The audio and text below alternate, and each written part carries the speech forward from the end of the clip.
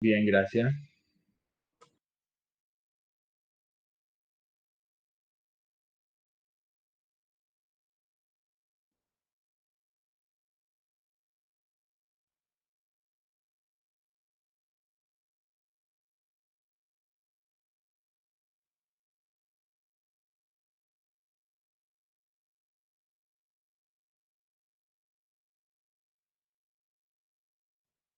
Ya, niños, vamos a comenzar. Buenos días, no, buenas tardes a todos, bienvenidos.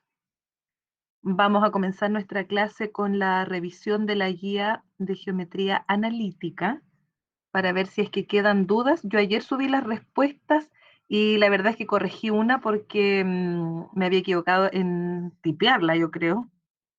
Sí, me equivoqué en la 21 para que ustedes puedan corregirla. Es dado y yo tenía A. Y la A era de la anterior, seguramente ahí me traspapelé en tipear. 21 es dado, por si acaso, en la guía de geometría analítica. Entonces vamos a comenzar con eso, resolviendo dudas, si es que quedan dudas de esa guía, y después vamos a ver la parte de volumen para terminar ya con esta parte de geometría, con este resumen. La verdad es que volumen no es resumen, va a ser prácticamente nuevo esa parte, pero nos va a servir porque si a pesar que en el temario no dice que preguntan volumen, ya saben ustedes que hubo una o dos preguntas en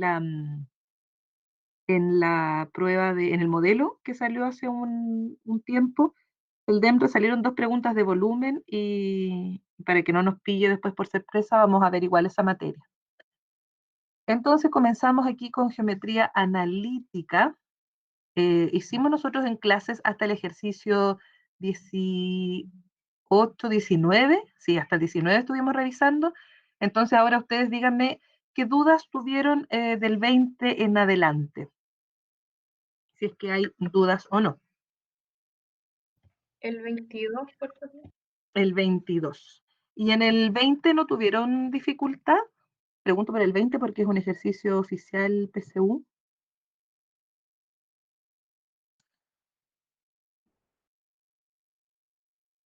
Ya, el 21, Maite, por si acaso era el que tenía mala la respuesta. Dije yo que era el. Ah, ya, igual. Ya. El Ya. 22, tía, por favor. Ya, veamos la 20 igual entonces. 20, 21, 22. En la 20 dice, sean los puntos M y P de coordenadas 2,3. Nos vamos a hacer nuestro plano cartesiano. 2,3 aproximadamente vamos a tener por ahí el punto M y el punto P de coordenadas 5,P. Y P está en el punto P está en el cuarto cuadrante, o sea, estoy aquí aproximadamente. Ahí está mi punto P. Entonces, aquí hacia abajo tengo P, siendo esta coordenada P negativa, estoy aquí en el eje Y. Y dice que la distancia entre esos puntos M y P es de 7 unidades. Entonces, ¿cuál es el valor de P, de esta coordenada P minúscula?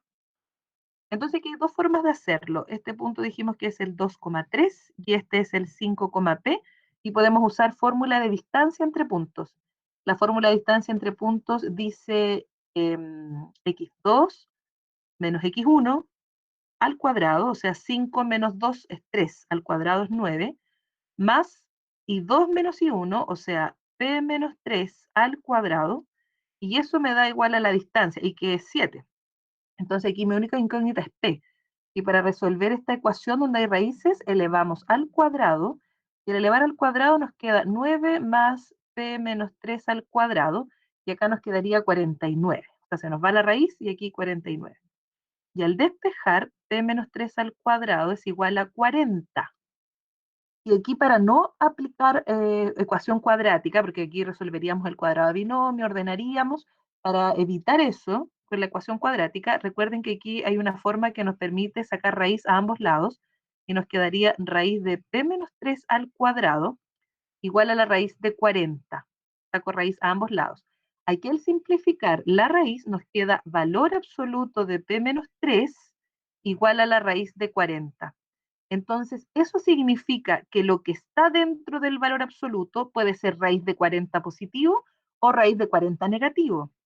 Por lo tanto, tengo esas dos opciones. que p menos 3 sea más raíz de 40 o p menos 3 sea menos raíz de 40. Y ahí despejamos p. Si de aquí despejamos, nos queda raíz de 40 más 3. Y si de acá despejamos p, nos queda 3 menos raíz de 40. Entonces, esta solución no me sirve porque p está en el lado negativo y esta expresión me da positivo, raíz de 40 más 3. Entonces, esta no me sirve. Ese tendría que ser nuestro valor de p, que nos quedó 3 menos raíz de 40, porque esto sí es negativo. Raíz de 40 es más grande que 3.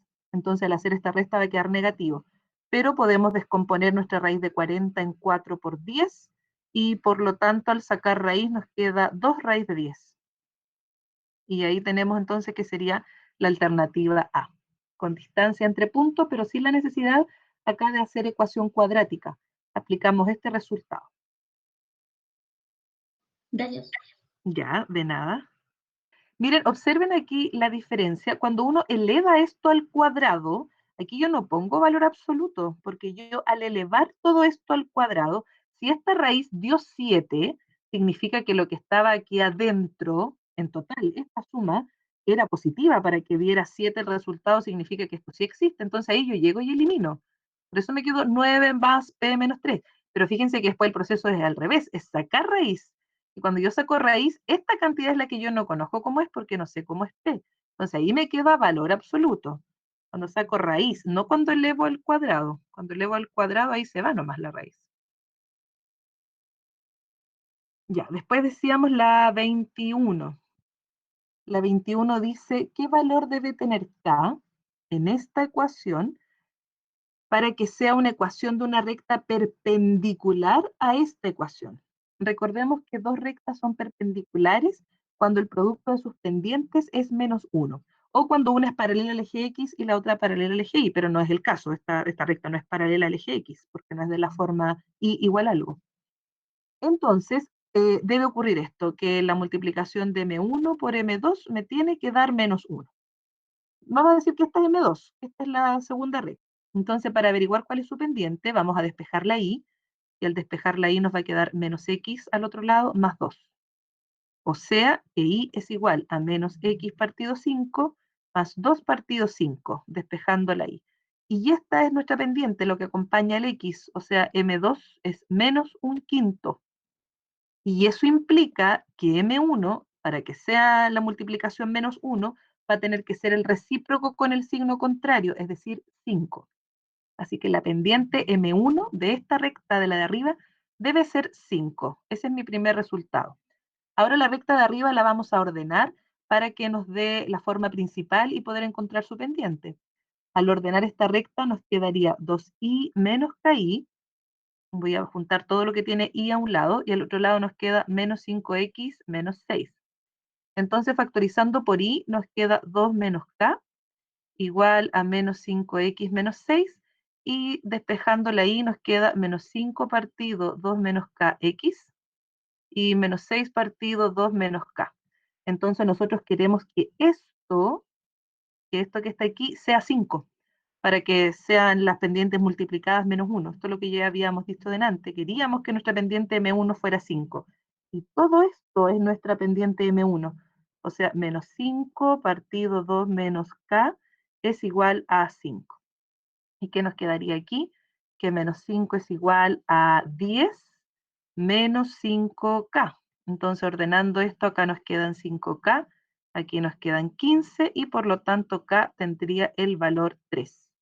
Era la alternativa dado. Y yo había marcado la A, había digitado mal la respuesta, es dado. Maite, ¿ahora sí? ¿O fui muy rápido? Ya, ok. Entonces no olvidar esto, niños, para que dos rectas sean perpendiculares debe ocurrir eso con el producto de sus pendientes. Y la pendiente la puedo encontrar una vez que yo deje la ecuación en su forma principal y así lo que acompañe a la x, numerador y denominador en este caso, esa es la pendiente. Entonces la otra tiene que ser el recíproco con el signo contrario, recíproco o inverso multiplicativo.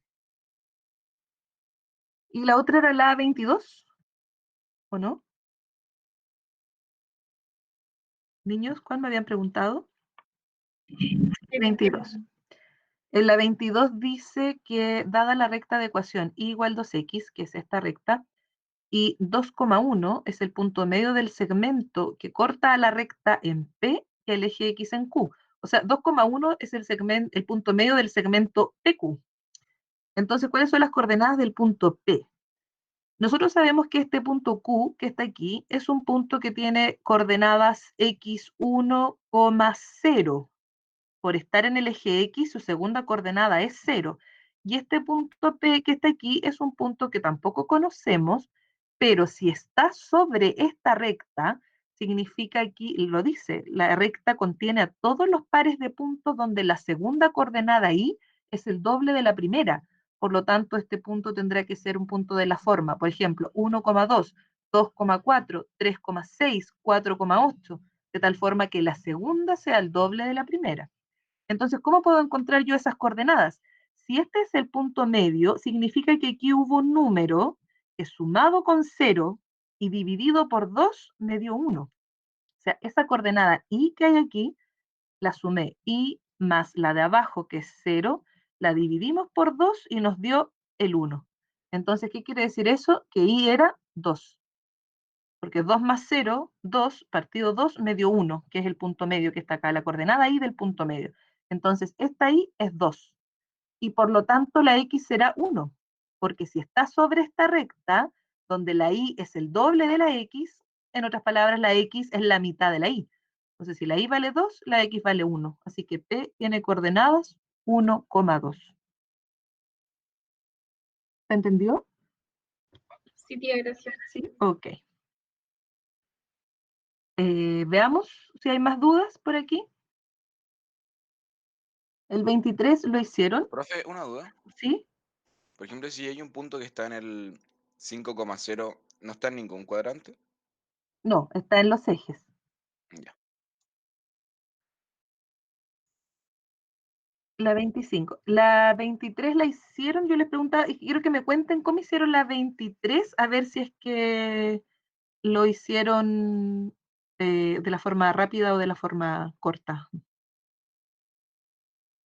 ¿Quién me cuenta cómo hizo la 23? Yo saqué pendiente y después la reemplacé en pendiente y puntos, o sea, para sacar la ecuación. ¿Y cómo sacaste la pendiente, Tabata?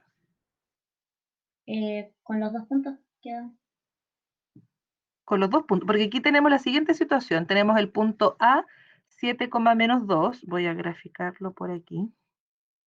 Aquí está el punto A, 7, menos 2.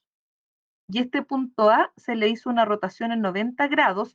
Si dice 90, más 90, eso significa antihorario, en torno al punto 3,1 que estaría por ahí. Ahí está el punto B. Se hizo una rotación, entonces cuando uno hace una rotación en 90 grados, lo que ocurre es esto. Ahí están los 90 y ahí hubo esa rotación y esa distancia se repite hacia allá. Entonces la prima quedó por ahí. Ahí quedó en la prima, al rotarlo en 90 grados. Entonces, la pregunta dice, ¿cuál es la ecuación de la recta que pasa por B y por A'? Esa ecuación de recta me preguntan. Entonces, ¿cómo lo hiciste tú, Tabata? ¿Encontraste A'? Sí, saqué Ya. pendiente con la prima y Y A', ¿cómo se encuentra? Aquí es una rotación de 90 grados, para eso tenemos regla, pero es cuando es en torno al origen, ¿cierto? Y cuando no es en torno al origen hay que hacer un par de pasos más. ¿Cuál era el primer paso? Restar el centro. centro. Claro, al punto le restamos el centro. O sea, punto menos centro, A menos B. El A es 7, menos 2 y le restamos el centro que es 3,1. Entonces obtenemos el punto 4, menos 3. Segundo, a este punto que obtuvimos le aplicamos la regla de los 90 grados, como que ahora lo hiciéramos en torno al origen. ¿Y cuál era la regla de los 90 grados? Y se le cambia el signo, o sea, ¿Ya? quedaría 3, Menos i, x. Menos y como X. Claro, menos i, x y quedaría el 3,4. Y tercero, al 3,4 obtenido se le suma el centro, ¿cierto? Y el centro es 3,1, o sea, obtengo el punto 6,5, que era el que yo había dibujado más o menos por ahí, 6,5. Ahí están las coordenadas de A'. Entonces, ahora entiendo, Tabata, que tú sacas la pendiente aquí entre B y A', ¿cierto? Entre esos dos. Sí. Ya, entonces sacas pendiente 5 menos 1, que son 4, 6 menos 3, que son 3. Pendiente 4. Y ahora haces la fórmula, ¿cierto? Punto pendiente. Y menos, y escoge uno de estos dos puntos, por ejemplo el B, y menos 1 es igual a M, factor de X menos X1. Esa sería la ecuación, y ahí es cosa de despejarla y ver cuál es la alternativa correcta. Eso está correcto. Lo que hace Tabata es correcto. Primero ella encuentra el punto, el homólogo, ¿cierto? La imagen del punto A, que es A', a través de esta rotación de 90 grados que se hizo fuera del origen, por eso tuvimos que hacer los 3 pasos, punto menos centro, al resultado le aplico la fórmula, al obtenido en 2 le sumo el centro, y ahí obtengo el punto, y ahora saca la ecuación de la recta. Eso está perfecto. ¿Alguien lo hizo de otra forma? O sea, yo la hice de esa, pero hay ¿Lo otra hace con forma. perpendiculares o no? Esa es la otra forma y que quizás es más corta. Lo Sí, que dice según yo. Borja, considerar que estas rectas, como la rotación fue en 90 grados, estas rectas son perpendiculares y por lo tanto para encontrar la pendiente de esta recta, para no pasar por estos pasos y averiguar cuál es la prima para después sacar la pendiente, lo que nosotros podríamos haber hecho desde un inicio es sacar la pendiente AB con los puntos que a mí me dan. Esa pendiente AB es menos 2 menos 1 son menos 3, 7 menos 3 son 4. Esta pendiente de acá es menos 3 cuartos, esta pendiente. Entonces, como la otra es perpendicular, eso implicaría que la pendiente entre A' y B tendrá que ser el recíproco de esto con el signo contrario, y ahí está directa. Ahí sacamos la misma pendiente, y ahí hago la ecuación de la recta ocupando este punto, sin la necesidad de conocer cuál es A'. Ocupo el B y ocupo la pendiente. Y ahí me da directo. Y ahí quizás puedan ganar más tiempo. También es importante que, aparte de saber cómo se hace el ejercicio, que está súper bien, empezar a usar técnicas que me ayuden a ganar tiempo, y el tiempo destinado en esta, que me ahorré, lo dedico a otro ejercicio que me puede costar un poquito más. Pues ahí tienen otra forma de enfrentar el mismo ejercicio. Por eso les preguntaba, yo sé que no estaba difícil para hacerlo, pero me imaginaba que habían esto como el paso más largo. Ya, veamos ahora la 25, me dijo la Maite, ¿o no? ¿Sí? Ya, la 25 dice, sean L y M dos rectas en el plano cartesiano, tales que M tiene pendiente 1 y pasa por el origen. Aquí no hay dos rectas que cumplan con esa condición. Una recta que tenga pendiente 1 y pase por el origen es la recta Y igual X. No hay otra. O sea, es la que pasa por el punto 1,1, 2,2, 3,3, 4,4, 5,5, donde la Y tiene la misma coordenada de la X. Esa es una recta con pendiente 1 pasando por el origen. Y la otra es una recta L que tiene pendiente 0, o sea, es una recta paralela al eje X, distinta del eje X. O sea, L podría ser esta recta, le voy a poner ahí, esa recta L1, ahí tenemos el eje X, acá está el eje Y, y L también podría ser aquí abajo, porque dice simplemente que es paralela al eje, o sea, no dice que es paralela, dice tiene pendiente 0, pero nosotros deducimos que es paralela al eje X, y ahí podría ser L2, o podría estar más arriba o más abajo en cualquier lado, pero por aquí. Entonces, ¿cuáles de las siguientes afirmaciones son verdaderas? L es paralela al eje X, sí, eso ya lo sabemos porque tiene pendiente 0. L puede intersectar a M. Esta es M, la recta Y igual X. Esa es nuestra recta M. Puede intersectarla en el tercer cuadrante. Claro, aquí puede ser. Recuerden que los cuadrantes se miden así. Primero, segundo, acá está tercero y cuarto. Se miden en contra del reloj. Y claro, aquí puede darse un caso. En el caso que la recta L esté aquí abajo del eje X, ahí intersectaría la recta M en el tercer cuadrante, así que es correcto también. Luego dice, si L pasa por el punto 0,4, supongamos que ese ahí es el 4. Entonces ahí esta sería la recta Y igual 4 en el fondo. que está pasando por aquí, por el 0,4, entonces ambas rectas intersectarían en el punto 4,4, lo cual es correcto, porque recuerden que si esta recta pasa por aquí por el 4, intersecta a esta recta acá, la recta M era la recta Y igual X, o sea, esa pasaba, dijimos, por el 1,1, por el 2,2, por el 3,3, por el 4,4, por el 5,5, 6,6, porque pasa por los puntos donde la X es igual con la Y, en la coordenada de los puntos. Entonces, efectivamente, se intersectarían ahí, en el 4,4, así que es correcto. Y serían todas. Maite, ¿sí? ¿Entiendes? Ok. Ya, niños, ¿alguna otra duda?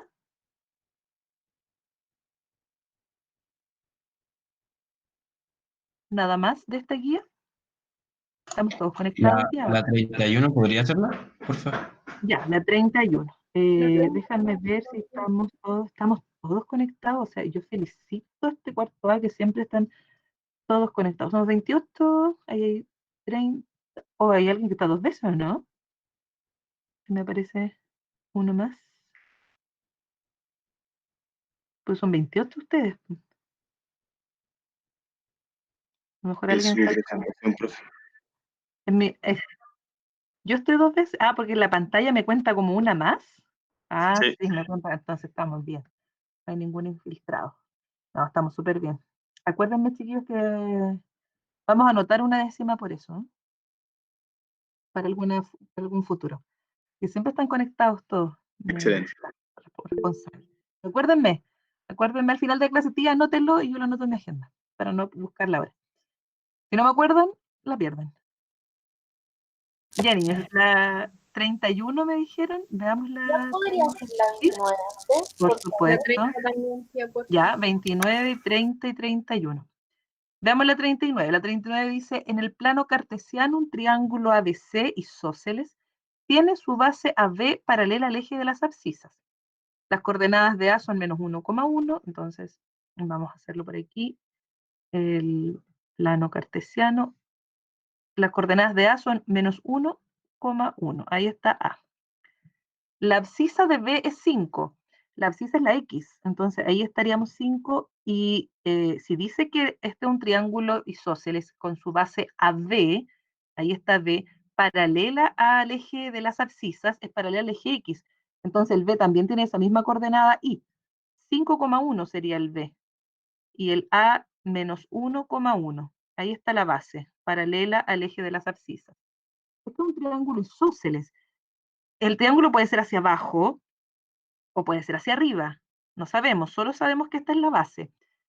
Y dice, se puede determinar la medida de los otros dos lados, no las coordenadas, entonces da lo mismo si yo dibujo el triángulo para arriba o para abajo.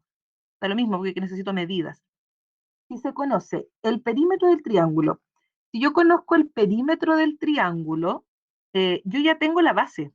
La base es 6, que son esas 5 unidades más una que estaba para allá, mide 6. Entonces, si conozco el perímetro, por ejemplo, que fuera 20, a los 20 le resto esos 6, me dan 14, y como es isósceles, los otros dos lados tienen que ser 7 y 7.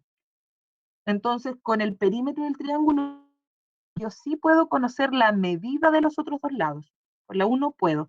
Si la 1 me sirve, yo descarto la alternativa B, descarto la C y descarto la E. Ahora tengo que ver la 2.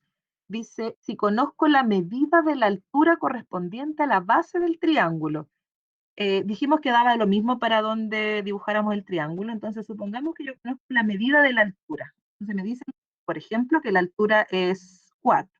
Entonces, esta altura, recuerden que llega justo al punto medio de la base, y me dicen que esto es 4, me dicen que esto es 3.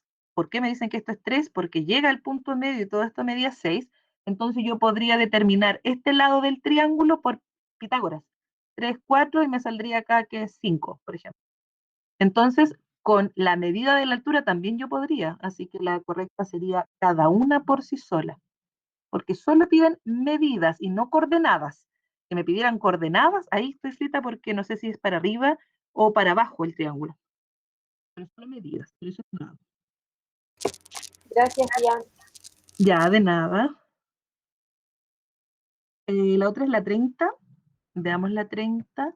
dice, si los puntos A, P,0 y B, 0,Q, no sabemos si esto es positivo o negativo. El P no me dice, dice que son números reales nomás, pero no si son positivos o negativos.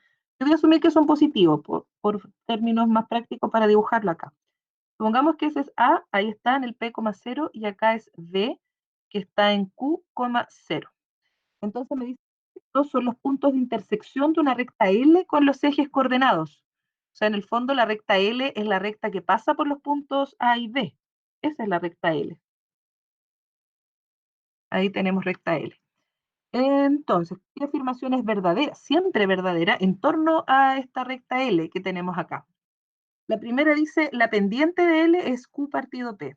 La pendiente de la recta estaría dada por la fórmula I2 menos, perdón, el punto era 0,Q, puse Q,0. 0,Q. Ahí. Entonces la pendiente estaría dada por I2 menos I1, o sea, 0 menos Q, partido X2 menos X1, P menos 0, lo que nos da menos Q partido P, y no Q partido P, le falta el menos, así que la primera no es. La segunda dice, el punto P, Q pertenece a la recta L, lo cual es falso porque el punto P, Q estaría aquí. Ese es el punto de coordenadas P, Q, que queda fuera de la recta. Así que esa es falsa. La C dice, si P si P por Q fuera negativo, dice acá, si la multiplicación entre P y Q fuera negativo, entonces L tiene pendiente negativa. Si dice que P por Q es negativo, significa que una es positiva y la otra es negativa. Una coordenada positiva y la otra negativa. Entonces yo voy a asumir que que la Q era negativa, que se encontraba acá, el punto B. Ahí estaría el punto 0,Q, siendo Q un número negativo. Entonces, negativo por positivo me va a dar el negativo que dice acá. Sin embargo, la recta L sería esta, en ese caso, la cual no tiene pendiente negativa porque es creciente, forma un ángulo agudo con el eje X hacia el lado positivo. Por lo tanto, la C es falsa.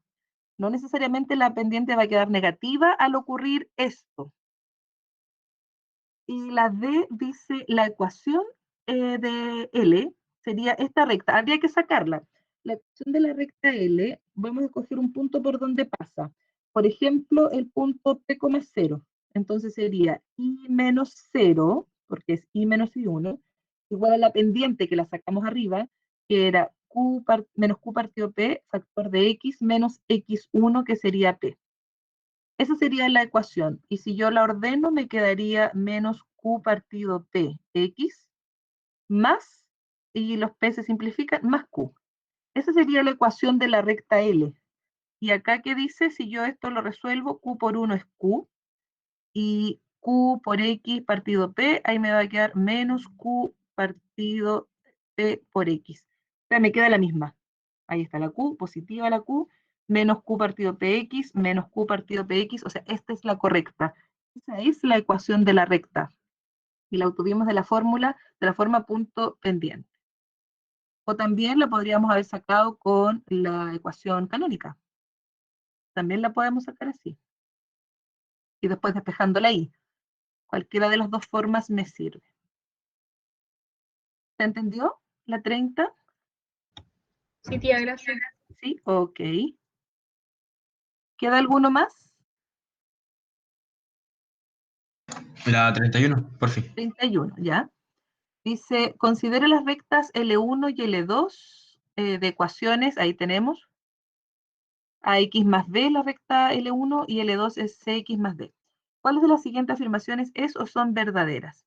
Si A fuera igual con C, si A fuera igual con C, en el fondo me están diciendo si las pendientes son iguales, porque A es la pendiente de esta recta L1 y C es la pendiente de L2, si ellas dos son iguales y B es distinto con D, o sea, los coeficientes de posición son distintos, entonces las rectas son paralelas no coincidentes. Correcto.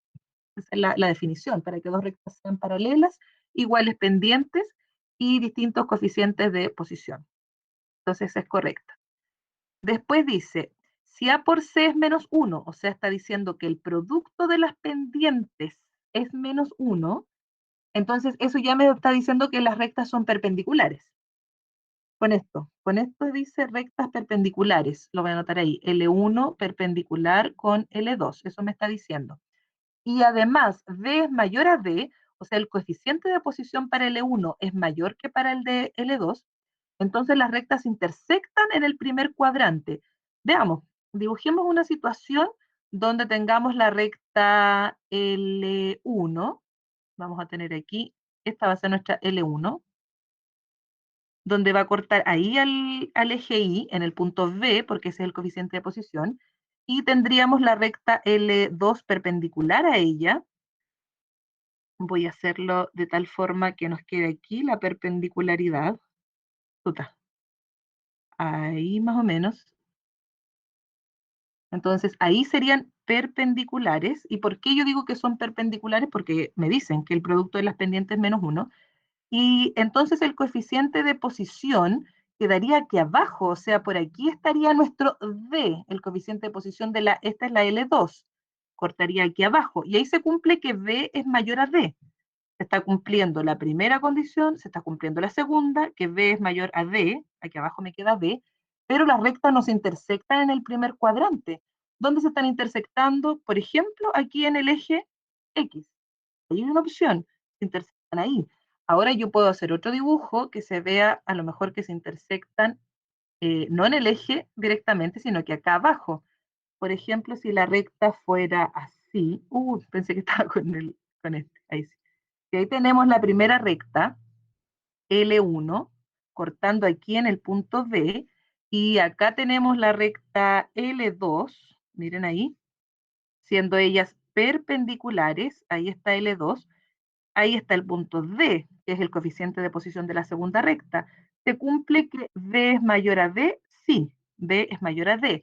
¿Se cumple además que el producto de sus pendientes es menos 1? Sí, son perpendiculares. ¿Y se están cortando en el primer cuadrante? ¿Se están intersectando en el primero? No, se están intersectando en el cuarto cuadrante. Entonces la 2 no siempre es verdadera. ¿Podrían intersectarse en el primero? Sí, podrían intersectarse en el primero, pero ahí dice siempre verdadera. Si fuera así, por ejemplo, ahí tenemos una situación donde son perpendiculares, B es mayor que D, que está ahí, y se cortan en el primero, sí, pero pueden darse todos esos casos también. Y como arriba dice siempre, o verdadera, cuando dice son verdaderas, es verdadero siempre, entonces la 2 no sería correcta. Ya la marcamos ahí, que no es correcta.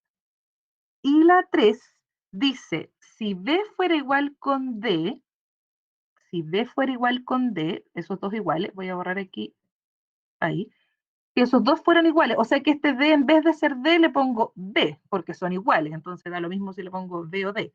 Y además C es distinto con A, C es distinto con A, entonces las rectas se intersectarían en el punto 0, B.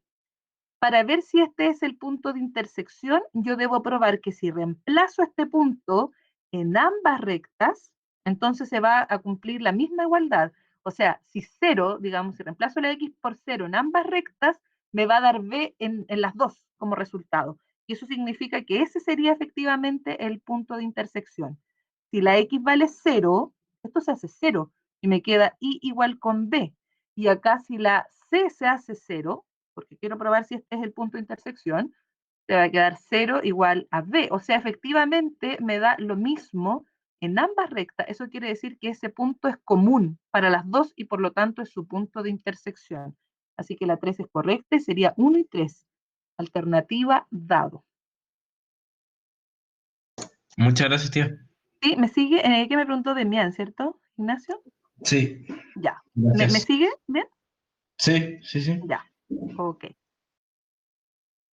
Ya, niños, entonces, ¿queda alguna más? Pero hasta aquí nos quedan dos más. ¿Dudas? ¿Hay dudas por aquí o no?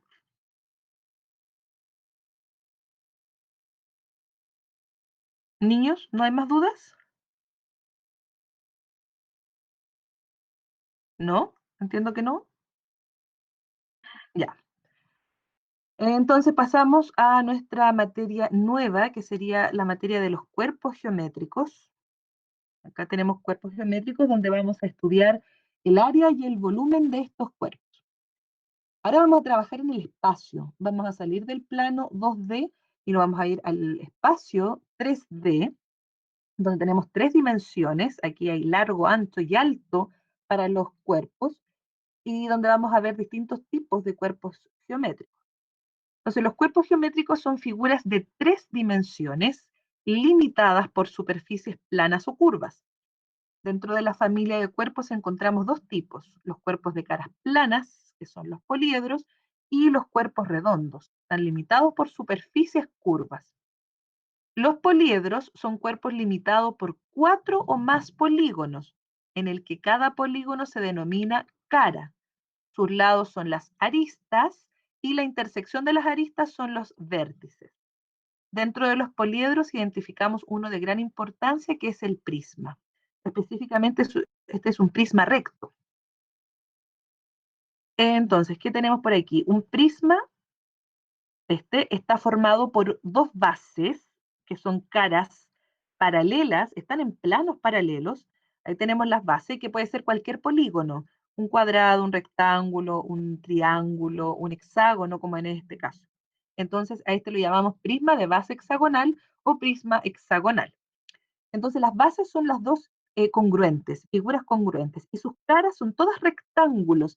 En general son paralelogramos, pero en este caso son rectángulos. Podrían ser cuadrados, podrían ser romboides, si es que esto estuviera inclinado. También podríamos tener así un prisma que esté en esta posición. Y ahí tenemos nuestra base que está así como inclinada, de esa forma. Pero nosotros los que estudiamos siempre son los prismas rectos. Ya ahí tendríamos ese prisma sería eh, oblicuo y este recto. Entonces ahí tenemos ángulos rectos entre cada una de estas aristas con el plano de la base. Son perpendiculares. Entonces tenemos que a estos prismas le podemos calcular su volumen, que es el espacio que ocuparían, y también sus áreas. El área va a corresponder a la suma de todas las áreas de las caras. Ese es el área total. Existen poliedros regulares, que son aquellos poliedros que están formados por caras que son todas congruentes. Y esos poliedros regulares solo existen 5. El tetraedro, que es aquel que está formado por 4 triángulos equiláteros. Aquí, bueno, no se ven todos, pero aquí la base es un triángulo, más la cara que está de fondo y las que tenemos acá. Ahí tenemos 4 triángulos equiláteros, todos congruentes. Tenemos el hexaedro, más conocido como cubo, y que es aquel que está formado por 6 cuadrados congruentes. Tenemos el octaedro, que está formado por 8 triángulos equiláteros. Aquí es como si hubiese una pirámide de base cuadrada, 2 pirámides que se unieron. Esta base quedó como adentro, ahí, esa base cuadrada. Ese es el octaedro que tenemos ahí, formado por 8 triángulos equiláteros. Tenemos el dodecaedro, formado por 12 pentágonos regulares y todos congruentes, y el icosaedro, que es aquel que está formado por 20 triángulos equiláteros. Esos son los poliedros regulares que existen, no hay más.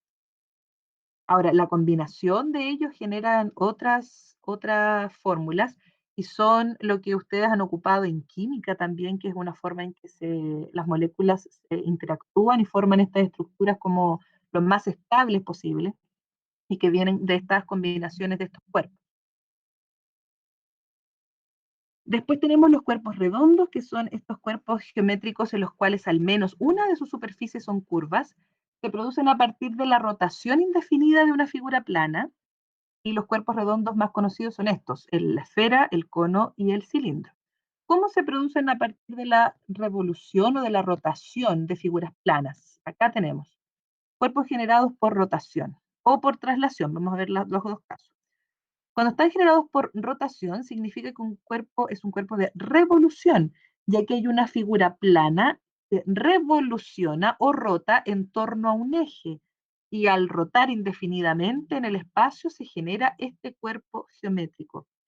Este cilindro se forma al rotar un rectángulo o un cuadrado en base o como eje uno de sus lados.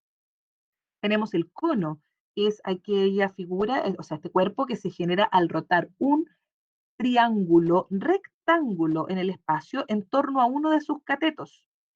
Entonces, cuando lo hacemos rotar, un cateto va a corresponder al radio del cono y el otro cateto a la altura del cono. En el caso del cilindro, la base que no rotó, esa va a ser el radio, y la base en torno a la cual, o el lado en torno al cual rotamos, esa va a ser la altura. Y tenemos la esfera que se produce al rotar media circunferencia o una semicircunferencia o semicírculo en torno a un eje que contiene el diámetro. Entonces el radio original de la semicircunferencia es el mismo radio que la esfera. Aquí yo les voy a presentar una... Ahí, ¿están viendo en la pantalla? ¿Sí? Ya, aquí tenemos el caso de cómo rota esto, porque a veces imaginarse esto es difícil así como en el aire.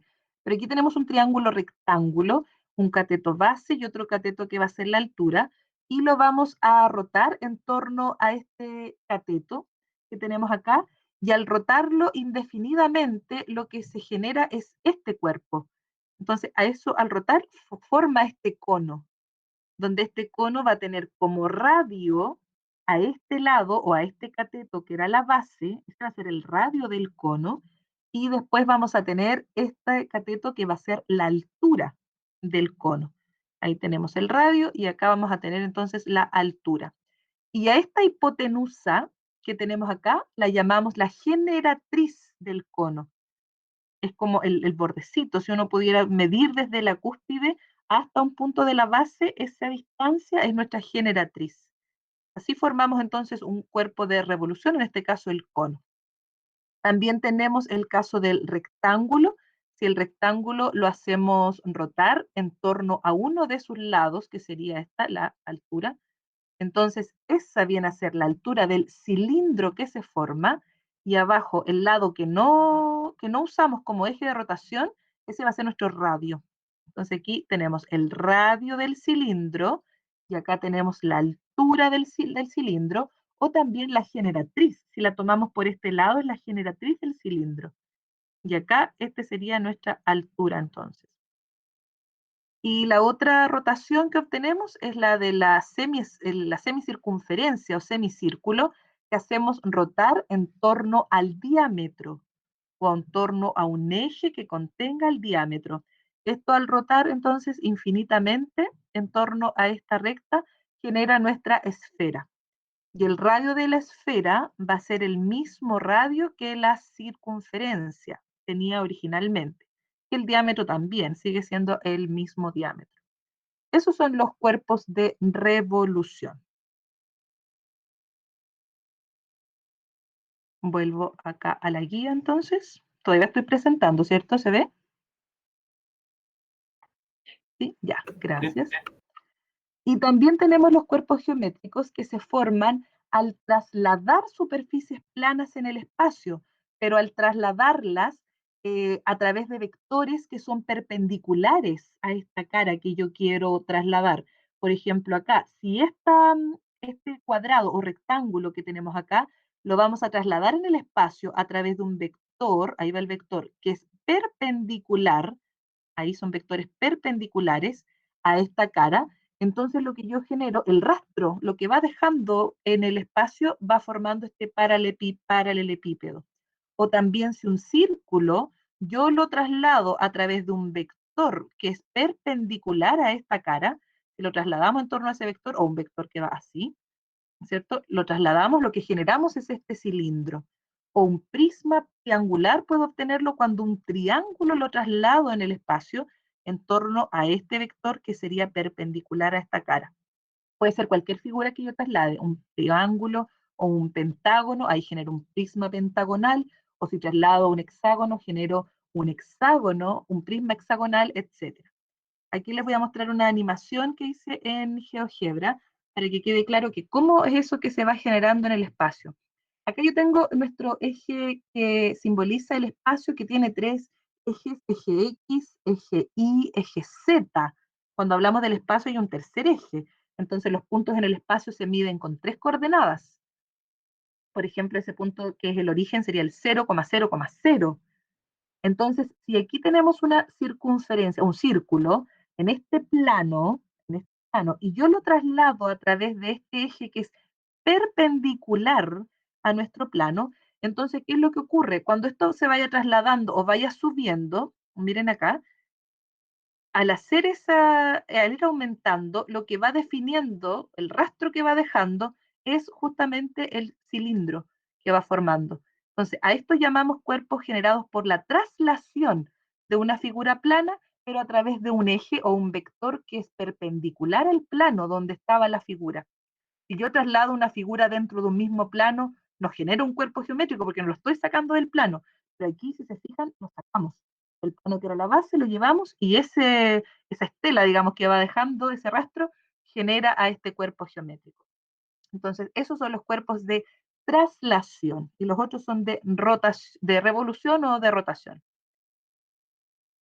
Y ahora tenemos lo que nos gusta, que son las fórmulas para ir calculando las áreas y volúmenes de nuestros cuerpos geométricos. Y aquí tenemos las más importantes. Tenemos fórmulas para el cubo. El área total de un cubo va a estar dado por 6 veces el área de cada cara. Como en el cubo todas las caras son iguales y son cuadrados, basta con sacar el área de un cuadrado, que sería a cuadrado. Cuando la arista es a, el área de la cara es a cuadrado, y multiplicadas por 6. Esa sería nuestra área total del cubo, 6a cuadrado. El volumen de un cubo está dado por a cubo, porque en el espacio calculamos largo por ancho por alto, y aquí son todos iguales, a por a por a. Por eso nos queda que el volumen es a cubo. Y la diagonal de un cubo está dada por la expresión a raíz de 3. Recuerden que la diagonal de la base del cuadrado, esta que está acá, sería a raíz de 2, según como habíamos visto antes. En el plano, esa diagonal es a raíz de 2. Y este lado que está acá es a. Y como aquí hay un ángulo recto, entonces aquí podemos calcular Pitágoras. Y al calcular Pitágoras obtenemos que esa diagonal es siempre a raíz de 3. En el caso del paralelepípedo, el paralelepípedo es la forma clásica que tienen las cajas. Eso llamamos el paralelepípedo. Para calcular, aquí si se fijan, cuando lo pasé a PDF, esta fórmula me quedó encima de lo que decía abajo, que decía basales, eso lo borran por favor, y aquí es área total, lo que decía. El área total de un paralelepípedo consiste en la suma de las áreas de todas sus caras. Pero aquí tenemos caras que son iguales. Por ejemplo, esta que está aquí al frente, de lados A y C, es la misma que está acá en el fondo, que también tiene ese lado A y este lado C. Entonces tendremos 2 veces A por C. Ahí está. Pero también tenemos esta, que está aquí, de lado C y D, que es la misma que está acá, esta cara, de lados B y C. Entonces sería 2 veces D por C. Y también tenemos las caras basales, que tiene lados A y B, que es la misma que está arriba, A y B. Entonces 2 veces A por B. Esa sería el área total de nuestro paralelepípedo. Y el volumen del paralelepípedo va a estar dado por base, por altura, por largo por ancho por alto. Y ahí tenemos entonces A por B por C. Esa es la fórmula del volumen, todas las dimensiones multiplicadas. Y la diagonal de un paralelepípedo está dada por la expresión A cuadrado más B cuadrado más C cuadrado, todo bajo una raíz. Esa es la fórmula que también se puede sacar con Pitágoras, ya que este lado que está acá mide C, y este lado que está aquí abajo es la diagonal de este rectángulo que está como base. Y esa diagonal va a ser raíz de A cuadrado más B cuadrado por teorema de Pitágoras. Ahí eso es B, esto de acá es A, entonces esa diagonal es raíz de A cuadrado más B cuadrado. Y al aplicar Pitágoras ahora en este triángulo que está aquí en el espacio, esta diagonal nos queda así. Esa es la fórmula entonces para la diagonal de cualquier paralelepípedo. Tenemos el área para los prismas. El área para los prismas, simplemente lo decimos en palabras, es la suma de las áreas laterales más las áreas basales. Aquí no hay una fórmula general porque depende cuál sea la base. Si la base es un hexágono, entonces sacamos el área de este hexágono, lo multiplicamos por 2, porque hay 2 bases hexagonales, y le sumamos las áreas de estas 6 caras que habrían ahí, que serían rectángulos. Y el volumen de todo prisma siempre está dado por el área de la base por la altura. Área basal por H, que esta es la altura. Y en el caso de las pirámides, las pirámides tienen un área total que va a ser el área basal, aquí hay una sola base en las pirámides, área basal más el área de las caras que son todas triángulos. Las caras de las pirámides son triángulos, entonces ese es el área total. Y el volumen de una pirámide equivale a 1/3 del área basal por la altura. Fíjense que en estos dos dibujos que tenemos acá, tienen la misma base, un hexágono, supongamos que es el mismo hexágono, son congruentes, y tienen la misma altura. Entonces, eso quiere decir que si nosotros llenamos esta pirámide con agua, por ejemplo, y vaciamos ese contenido acá, necesitaríamos 3 pirámides para completar el volumen de este prisma, porque el volumen de una pirámide es 1/3 del volumen del prisma. Entonces yo puedo, 3 veces este contenido de acá, lo puedo poner 3 veces en este prisma. La misma relación ocurre entre el cilindro y el cono. Exactamente lo mismo. Y acá tenemos Profe, una fórmula, ¿sí? ¿cómo se llama cuando los cuerpos están como inclinados? Oblicuos. Eso. ¿Pero las fórmulas son las mismas? Que ahí también es por altura, pero ahí tendrían que darte la altura porque no es como fácil de calcular, porque aquí es el mismo lado de la cara. La misma arista es la altura. Entonces, cuando están inclinados, tienen que darte esa altura aparte, porque ya la arista no va a ser la altura, porque esto va a estar doblado. Lo mismo en la pirámide, tienen que darte la altura. Pero los que te preguntan no son oblicuos, solo trabajamos con rectos. Al menos en la PCU siempre aparecen estas figuras rectas.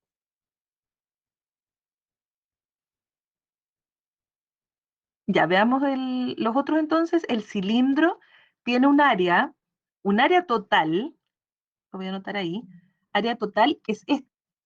¿De dónde viene esa área total? Esa área total viene de su área basal. Esto que está aquí es el área basal, o áreas basales, le voy a poner, son las dos.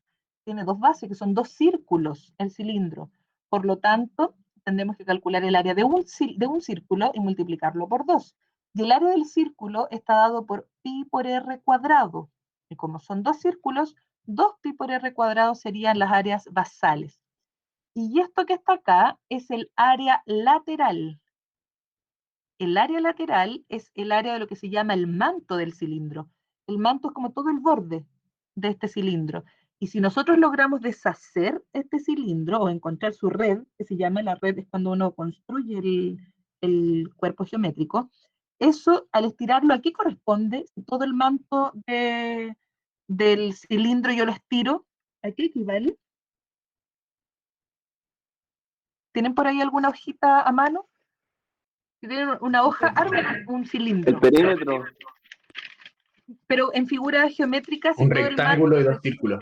claro, es un rectángulo, ¿cierto? Ese sería mi manto. Y me quedarían dos círculos después, ¿cierto? Cuando yo deshago, digamos, esa forma. Un poquito más bonito, estoy segura que les va a quedar a ustedes. Entonces, este manto es un rectángulo. Y por lo tanto, este lado, esta base del rectángulo, ya alguien me estaba diciendo qué es lo que era. ¿A qué corresponde esto que está aquí? La El circunferencia. perímetro del círculo. Al perímetro del círculo, ¿cierto? O la circunferencia, tenemos ahí el borde. Y este perímetro del círculo es 2 pi por r. Esa es la fórmula del perímetro de un círculo. Y la altura que está acá es la misma h que tenía el cilindro. Entonces, el área lateral sería el área de este rectángulo. Y eso es base por altura. Por eso es 2 pi por r por h. Entonces ahí tenemos el área lateral de un cilindro más el área de las bases. Son dos bases, por eso es 2 pi por r cuadrado. Y el volumen de un cilindro sería pi por r cuadrado por h, porque siempre esto funciona igual que el prisma, es el área de la base por la altura. Eso que está ahí es el área de la base por la altura. Por eso es pi por r cuadrado por h. En el caso del cono, el área total también va a estar dada por su área basal, que sería el área del círculo, pi por r cuadrado, más el área lateral. Y aquí para demostrarlo del área lateral, aquí se necesita un poquito más de rigurosidad, no es como desarmarlo así tan fácil. se necesita de otras herramientas, así que por mientras vamos a ver la fórmula nomás. Después, a lo mejor en un futuro, si nos queda tiempo, podemos demostrar de dónde viene. Y yo desarmo el manto, ¿cierto?, de este cono. Lo que obtengo es que tiene un área lateral de pi por r por g. Esa es la fórmula para el área lateral. Por lo tanto, el área total de un cono está dada por pi por r por g más pi por r cuadrado. ¿Y qué es lo que es g? G es la generatriz del cono y que no es otra cosa más que la hipotenusa de este triángulo rectángulo que se hizo rotar en torno a este segmento A, a este cateto A. Entonces, esa hipotenusa G o generatriz se obtiene con Pitágoras. Así que es raíz de r cuadrado más h cuadrado. Y el volumen del cono corresponde a un tercio del área de la base por la altura. La misma relación que hay entre pirámide y prisma es la relación que está entre cono y cilindro. Es un tercio. Por eso que cuando ustedes le ofrezcan, si quieren helado en un cono, en un vasito, si el cono y el vasito tienen la misma altura y el mismo círculo como base, entonces, si piden un vasito, tendrán 3 veces helado en vez de en un cono, porque el cilindro al final es el triple del volumen que tiene acá. O sea, yo necesitaría, si esto lo lleno con helado, necesitaría 3 conos para hacer el contenido de un cilindro, con la misma base y con la misma altura. Y finalmente tenemos las fórmulas para la esfera, donde también aquí para demostrarla se necesita un poco una matemática más avanzada, pero yo me imagino que después quienes sigan estudiando con matemática podrán ver esto, y aquí es donde entran las integrales, que ayudan bastante para demostrar varias fórmulas, de volúmenes sobre todo. Entonces tenemos que el área de una esfera va a estar dada por pi por r cuadrado, y el volumen de una esfera por 4 tercios, pi r cubo. R cuadrado, porque recuerden que el área aquí nos va a quedar en unidades cuadrados. Por ejemplo, si el radio fuera centímetros, el resultado va a quedar en centímetros cuadrados, porque pi no tiene unidad de medida. Y acá el volumen, si R estuviera en centímetros, queda en centímetros cúbicos. El volumen. Acuérdense de eso para no confundir ahí las fórmulas. Tenemos un ejercicio acá para resolver y me preguntan por área y volumen de este prisma recto regular y después vienen los ejercicios. ¿Habrá algún voluntario o voluntaria que quiera encontrar primero el área total de esta figura? ¿Alguien que quiera decirme, tía, quiero ver si entendí, quiero hacerlo? ¿Nadie? Nadie. Ya. Bueno, tendré que hacerlo yo. No hay voluntarios. Para el área entonces de este cuerpo necesitamos las áreas laterales. Estas son fáciles de calcular porque son todas rectángulos. Entonces aquí tenemos que esta cara lateral va a tener un área de 4 por 12, pero son 6 los rectángulos. Entonces área lateral va a ser 6 veces este 4 por 12. Y 6 por 4 por 12, 24 por 12 son 288, lo corroboro.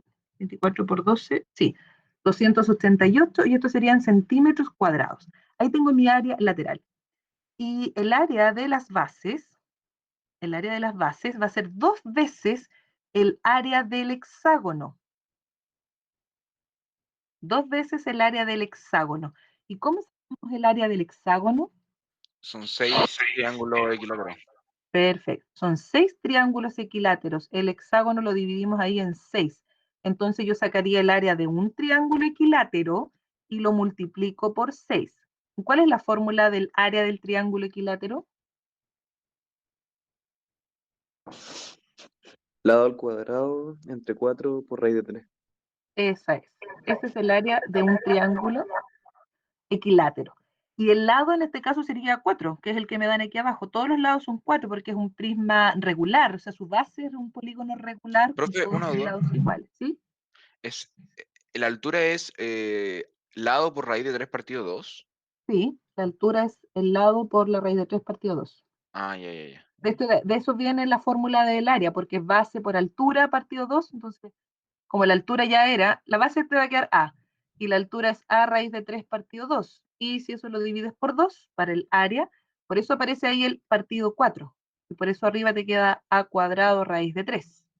Claro, claro. Entonces ahí tenemos el área del triángulo equilátero del lado 4. Entonces el área sería 4 al cuadrado, o sea, 16 raíz de 3 partido por 4. O sea, 4 raíz de 3 sería el área de un triángulo equilátero y por lo tanto el área del hexágono sería 6 veces esta área. 6 veces 4 raíz de 3, 4 raíz de 3. Entonces nos queda 24 raíz de 3. Ahora uno podría generalizar aquí la fórmula del área del hexágono, que sería 6 veces esto. 6 veces a cuadrado partido por 4 por raíz de 3. También lo podemos generalizar, pero para no aprenderse más fórmula, háganlo así nomás, pues no, no es tan largo. Saco el de un triángulo equilátero y lo multiplicamos por 6. Y el área de las bases sería entonces 2 veces el área del hexágono, o sea, 2 veces 24 raíz de 3. O sea que el área de las dos bases es 48 raíz de 3. Y por lo tanto, el área total de mi prisma va a ser el área lateral, 288, más el área de las dos bases, 48 raíz de 3, y todo eso queda en centímetros cuadrados. Y ahí tenemos entonces área total. ¿Y cuál sería el volumen?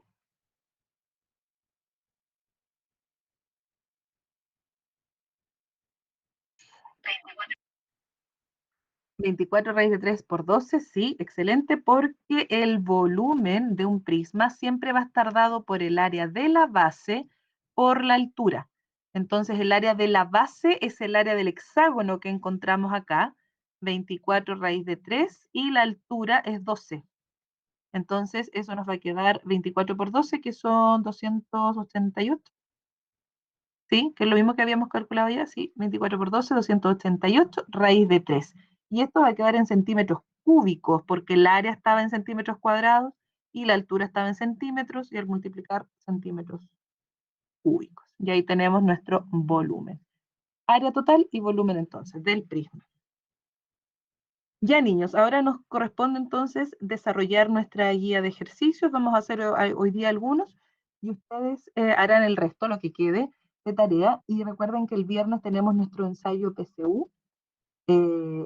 Si no me equivoco, empezamos el de matemáticas a las 11:30 hasta las 2, porque el de lenguaje empieza a las 8:30, ¿cierto?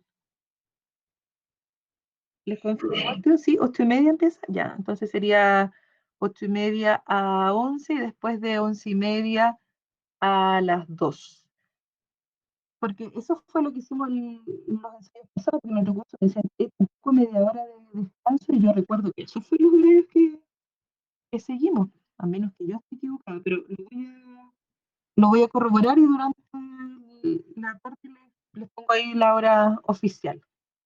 Pero según yo es 11:30 a 2. ¿Cómo, Maite? ¿En serio?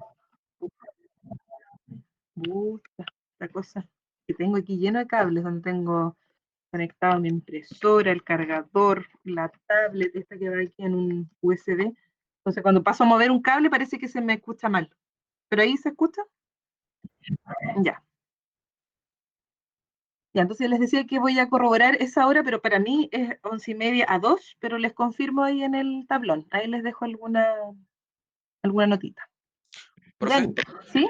¿le puedo hacer una duda sobre un ejercicio? Lo tengo preparado en una vez. Pero hagamos esto primero y después Ah, es que pensé que había de otra terminado. cosa, ¿o Sí, no? sí, sí, es por eso, cuando termine, ¿no? Sí, no, sí, pero nos quedan 15 minutos todavía, pero alcanzamos a hacer algunos aquí y después al final me pregunta. Ya, veamos la 1, entonces. Dice, la figura 16 está formada por el triángulo ADC, rectángulo en D, y un cuarto de círculo de centro D. Si la figura 16 se hace girar indefinidamente en torno al segmento AB, entonces el cuerpo que se genera está formado por... ¿Quién quiere hacer este ejercicio? ¿Quién me dice lo que se genera al hacer esta rotación de esta figura? ¿La veo, no? Dice la B. Se genera un cono y media esfera. Eso es correcto, porque al hacer rotar el triángulo primero, por su parte, generamos un cono. Queda como un helado. Claro, ahí tenemos un cono y el otro cuarto de círculo genera acá la media esfera. Y efectivamente queda como un heladito. Un cono y media esfera. Perfecto, es la B. La 2, veamos la 2. Dice un cuadrado del lado A. Entonces dibujamos por aquí un cuadrado del lado A. Se hace girar indefinidamente en torno a uno de sus lados. El área de la superficie lateral del cuerpo generado es. Entonces, si un cuadrado lo hacemos girar en torno a uno de sus lados, ¿qué generamos? Un cilindro. Un cilindro. Supongamos que lo vamos a hacer rotar aquí, en torno a un eje que contiene a uno de sus lados. Entonces, al rotarlo indefinidamente, generamos un cilindro. ¿Un cilindro de qué radio? El lado del cuadrado. A. El lado, o sea, A. Un radio A. ¿Y la altura del cilindro? A también, ¿o no? A también. Sería A. Esta es la altura y ahí Profe, le justo ponemos eso un quería radio. hacer una duda. ¿Cómo se llama este lado que usted antes dijo como de la izquierda? ¿Este? Sí, ¿cómo se llama eso? Generatriz. Eso, mide lo mismo que la altura siempre. Sí, en el cilindro sí. Ah, ya, ya, ya. Cuando es En cilindro un recto. cono no, por ejemplo, ¿no? No, en el cono no. Ya. Porque en el cono la altura es un cateto y la generatriz es la hipotenusa. Ya. Sí, sí. Gracias. Entonces me piden ahora el área de la superficie lateral. ¿Y cómo es el área de la superficie lateral de este cilindro? 2 pi A. Ah, no, Sería, perdón, pi A cuadrado. sí, porque la fórmula es 2pi por r por h. Esa es la fórmula para el área lateral de un cilindro. Y aquí en nuestro caso r y h son iguales. Entonces me queda 2pi por A por A. O sea, 2pi A cuadrado. Esa es el área lateral del cuerpo que aquí se forma, el cilindro. Profe, el área lateral es como lo que lo rodea, digamos. El No, manto se llama así, el manto del cilindro. ya. Por ejemplo, el área de la base entonces sería pi A cuadrado, ¿cierto? Pi A cuadrado, sí. Ah, ya, ya. Estaba confundido. Veamos el ejercicio 3. Dice, se puede determinar el área de un cubo, sí. La diagonal del cubo mide 6 raíz de 3. ¿Quién quiere hacer este ejercicio? Ya, la Maite. Ya, aquí tenemos nuestro cubo. Ahí tenemos cubo. Si conocemos la diagonal, ¿ya? Esta sería una diagonal. Vale, bien. La diagonal equivale a 6 raíz de 3 y en general la diagonal es el lado por la raíz de 3, con lo cual concluimos que el lado o la arista del cubo es 6, como dices tú. Ya. ¿Y con eso puedo sacar el área del cubo? Sí. ¿Cuánto sería? No. Área. O sea, el cuadrado. El área. O sea, en general te va a dar lo mismo, pero, pero tú me lo estabas diciendo como 6 al cubo porque pensaste en volumen, ¿o no? Ah, ya, perdón. Pensé que estás, ya. Sería 6 por cada cara, ¿cierto? Que son 6 al cuadrado. Claro, también nos queda 6 al cubo. El punto es que aquí nosotros no tenemos que calcularla, solamente nos piden, ¿podemos o no podemos? Y con la primera, Profe, una se duda, puede. Ujú. pero no afecta que sea una diagonal como de, digamos, 3D. No es como la diagonal de un cuadrado, es como del Es que diagonal en del la cubo. diagonal del cubo es justamente esto que va en el espacio, que une dos vértices que no son de una misma cara. Claro, Si tú unes dos vértices de una misma cara, es la diagonal de la base, no la diagonal del cubo. Por sí. ejemplo, esta de aquí abajo, esa de ahí, ese es 6 raíz de 2, porque esa es la diagonal de la base. En cambio, esta une dos vértices que no son de una misma cara. Eso es la diagonal de un cubo. ¿Y cómo se llega a que sea raíz de 3 o es una propiedad, no? Lo que dijimos delante, la diagonal siempre está dada por el lado por la raíz de 3. ¿Por qué? porque, a ver, déjame borrar lo que hice ahí. Ahí. Porque tú aquí tienes que este lado es A. Este lado de aquí es la diagonal, la otra diagonal de la base, que también mide, dijimos, A A raíz raíz de de 2. 2. Pongámosle ya, usemos todos los valores que tenemos, que son el 6 y el 6 raíz de 2. Entonces, ¿cómo llegamos a que esto es 6 raíz de 3? Porque aquí hay teorema de Pitágoras. Tendrías que 6 al cuadrado más este 6 raíz de 2 al cuadrado te van a dar tu diagonal al cuadrado. Entonces, esto te queda 36 más 36 por 2. 72 más 36, 108. Y 108 es 36 por 3. Y cuando saques la raíz, te va a quedar raíz de 36 es 6 y raíz de 3. Ya, sí, ya. Es que no se Entonces, me lo ocurría mismo, así como triángulo tan... claro, en un triángulo en el espacio. Entonces, aquí tú tendrías, si aquí lo hicimos con estos valores, pero en general, si esto es A y esto es A raíz de 2, va a ocurrir esto que la diagonal siempre te va a quedar A raíz de 3. ¿Sí? Sí, gracias. Ya. Entonces, tenemos que con eso podemos calcular el área del cubo.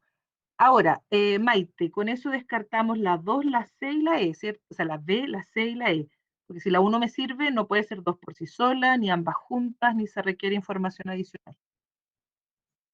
Y con la 2, Maite, también, porque el volumen del cubo está dado por A cubo. Entonces, si es 216, con eso puedo encontrar, sacando la raíz cúbica. Y ahí encontramos, raíz cúbica de A cubo es A. Aquí, recuerden que en esto, estas se eliminan sí o sí y queda A. Aquí no hay valor absoluto. El valor absoluto se pone cuando estos índices o exponentes son pares. Cuando son impares es fa nomás, se elimina y queda A. Y acá raíz cúbica de 16, que efectivamente es 6, pero aquí no nos interesa saber cuánto es porque, como digo, la pregunta nos dice, ¿se puede calcular si se conoce tal cosa? Entonces sería cada una por sí sola. Ya, niños, van a ustedes completar lo que queda de esta guía y yo voy a subir las respuestas mañana, lo más probable, para que vayan viendo los resultados y nos encontraríamos el día viernes en nuestro ensayo que va a tener, yo tenía pensado hacer un mini ensayo del repaso que habíamos hecho de geometría, pero como nos pidieron un ensayo general, voy a poner todo lo que hemos visto, todo lo que tiene la PSU, por supuesto que lo voy a hacer más cargado hacia esta parte a geometría. Van a haber mayor cantidad de preguntas por ahí, en geometría y funciones, que todavía hay algunas cosas que es importante que las manejen y que los veo un poquito débil, por lo que vi en algunas cosas de la prueba, en cuanto a funciones. Sobre todo es calcular por ahí funciones inversas de raíz de funciones cuadráticas, considerando el tema de los valores absolutos, cuando cambio signo, cuando no. Eso es súper importante. Y también verlos en forma gráfica. Niños, llegaríamos hasta ahí por hoy. Mandiola tiene una consulta, a lo mejor se pueden quedar los que quieran ver, o no, Mandiola, los que quieran ver de qué se trata la consulta. Sí, Profe, oye, el que quiera. Sí, dígame. después de Mandiola, ¿le puedo hacer una igual? Ya, Para aprovechar. ya, a ver si alcanzamos hasta las 13:30, por eso terminé un poquito antes, así que vamos a ver. El resto puede retirarse si desea, y muchas gracias por su participación. Bueno, a lo mejor a todos les sirve la duda también. Sí, es solo un ensayo, así que Ya, a ver, déjame ver aquí. Ya. tiene que dejar de compartir, creo, profe. Sí, pero para que tú me muestres tu... Sí, Ya, sí es cortito. ya, déjame... Ya, dale.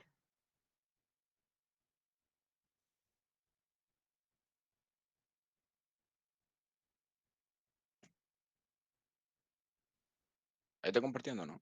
A ver, ¿Sí? eso. ¿Se ve? ¿Sí? Ya, la 15. Ya, dada la ecuación en el conjunto de los números reales a x igual b, de incógnita x, ¿cuál de las siguientes afirmaciones es verdadera? No puede tener infinitas soluciones.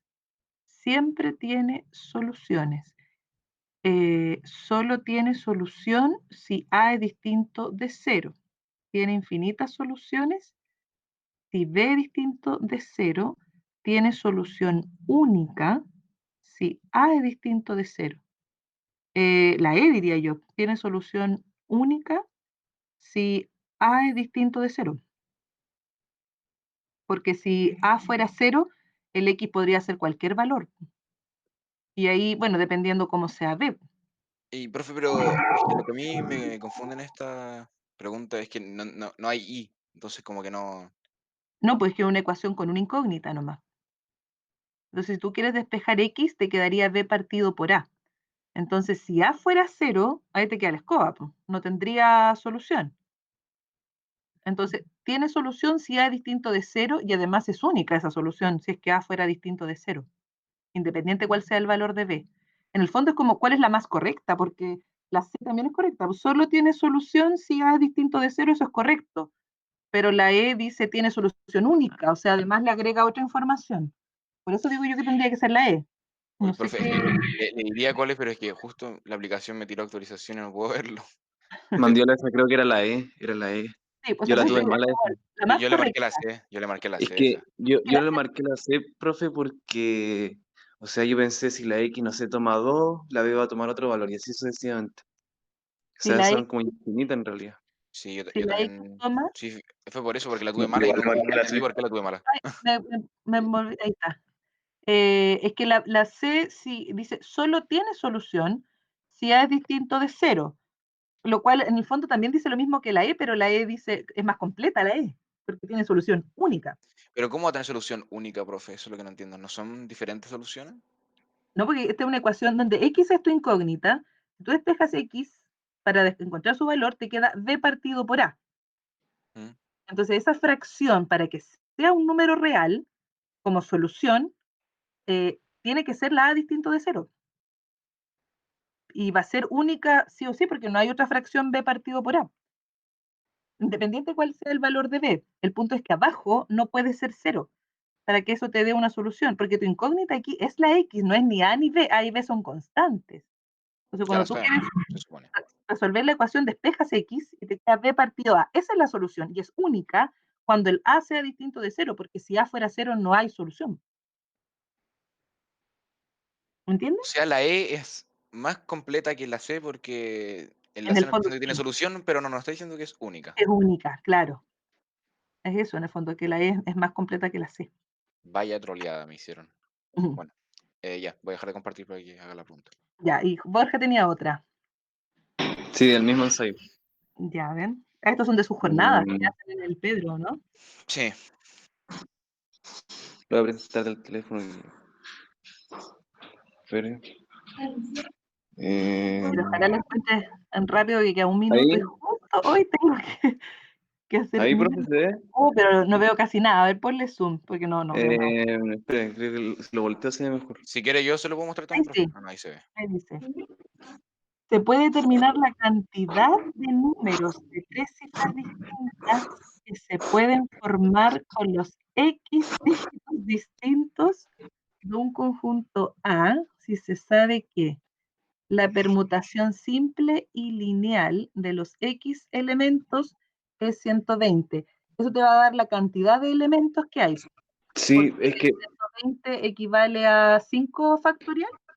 Sí, es que, profe, esa según yo, o sea, a priori se ve que está buena, pero según yo está mala, porque si son, cuando dicen del número de 3 cifras distintas, hay que tener en cuenta si está el 0 o no, porque no puede partir con el 0.